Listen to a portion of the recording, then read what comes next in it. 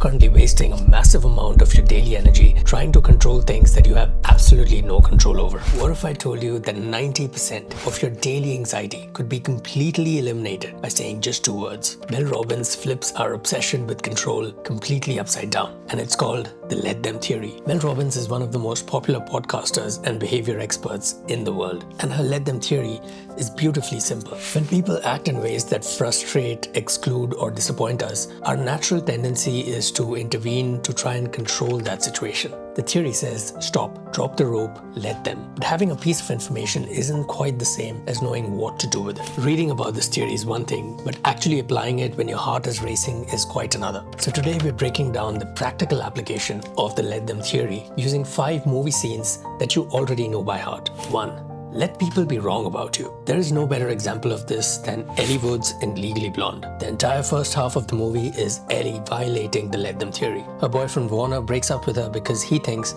that she isn't serious enough. What does Ellie do? She studies for the LSAT and follows him into Harvard Law School simply to change his opinion of her. She's trying to control how he sees her. The turning point happens midway through the film. Ellie tells Warner that she wants to apply for Professor Callahan's highly coveted internship. Warner scoffs and blatantly tells her she isn't smart enough. In that exact moment, Ellie looks at him and realizes he will never respect me. Instead of arguing, she finally applies the Let Them Theory. She lets him think that she's a joke. She drops the need for his validation and pivots to what Mel Robbins calls the let me phase. Let him be wrong and let me focus entirely on becoming a great lawyer. When you stop fighting to prove your worth to people who are committed to misunderstanding you, you become unstoppable. Takeaway number 2. Stop trying to control other people in order to soothe your own anxiety. The movie reference for this point, Finding Nemo. Marlin from this movie faces the ultimate trauma. He loses his wife and many of his children. And as a result, he becomes a suffocating helicopter parent. He tries to control every single variable of the ocean and every single move that Nemo makes because he's terrified. The Let Them Theory dictates that you cannot lock people in a bubble just so that you feel safe. If you've seen this movie, the climax of Marlin's character isn't while he's fighting the shark. It's inside the commercial fishing net at the very end of the movie. Nemo tells his dad Marlin he knows how to save the trapped fish. Marlin is terrified, but he finally drops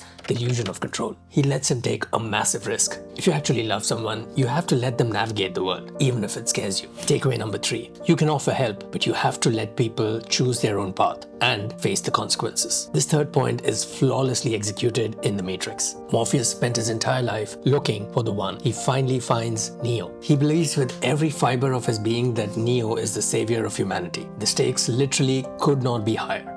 So what's the let them moment here? Does Morpheus drag Nemo out of the Matrix scared and screaming? Does he force the red pill down his throat? No. Morpheus gives the ultimate let them masterclass. He presents the truth, offers a choice, and then steps back. He literally says, I can only show you the door. You're the one who has to walk through it. If you're a manager, a parent, or a colleague to someone who's making bad decisions, write that down. You cannot force someone to wake up or change. You provide the information, you offer support, and then you let them choose.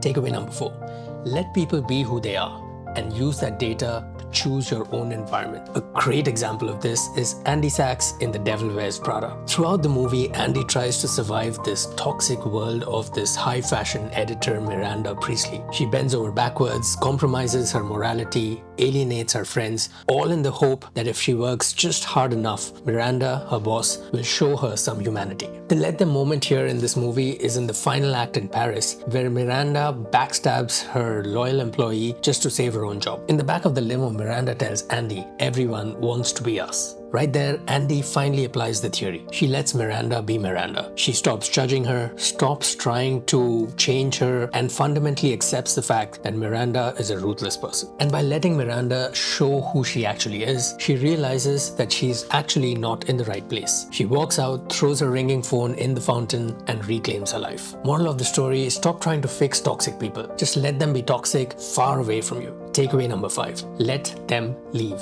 Stop trying to hold on to people who have outgrown you. This brings us to one of the greatest speeches in cinematic history, Chucky's speech in Good Will Hunting. Will Hunting is a mad genius, but he's terrified of failure and abandonment. It would be extremely easy for Chucky to feed Will's fears and keep him close. Instead, Chucky delivers a brutal let them truth. He tells Will that hanging on to this neighborhood is an insult to his potential. He says, the best part of my day is the 10 seconds before I knock on your door, because I may may knock, and maybe you'll be gone. Chucky isn't trying to control Will. He actually refuses to let Will shrink just to make others comfortable. He's actively letting Will outgrow him. True friendship isn't about trapping people in your orbit. It's about letting them be who they are meant to be, even if it means that you're left behind. So those are my 5 takeaways and the movie scenes that show a practical application of them. Let Them theory says that behavior is data. Stop fighting it. The next time you feel the urge to correct or control someone, take a deep breath, take a step back, and let them. Because the moment you take a step back and drop your end of the rope, your hands are free to steer your own life. If you like videos like these showing practical applications of self-help books using movie scenes, then please let me know. Thanks for watching. See you next time.